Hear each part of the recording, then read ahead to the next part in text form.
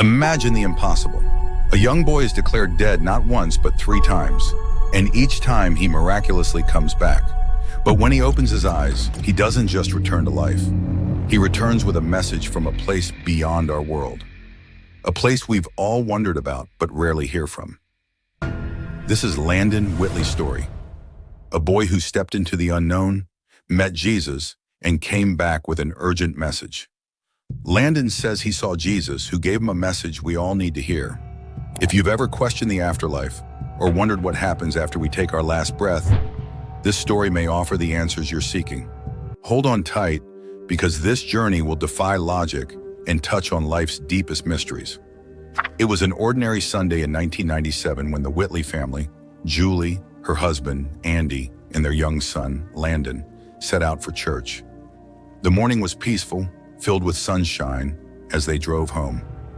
Little did they know, a sudden accident was about to tear their lives apart. An ambulance speeding through an intersection struck their car with devastating force. The crash left Andy dead on impact.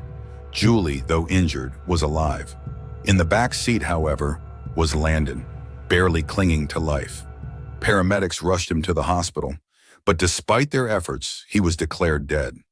Against all odds, doctors managed to bring Landon back, but 2 more times he flatlined, and each time he was revived. Julie, wrestling with the loss of her husband and fearing for her son, prayed with all her strength.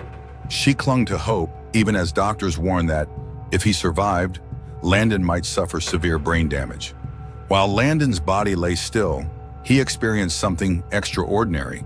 He described leaving his physical body and entering a world of radiant light, filled with peace and warmth. He walked roads of gold, surrounded by figures bathed in a gentle glow. People he somehow knew, though he'd never met them. Among them were 2 young children, later revealed to be his siblings lost to miscarriages, something his parents had never told him about.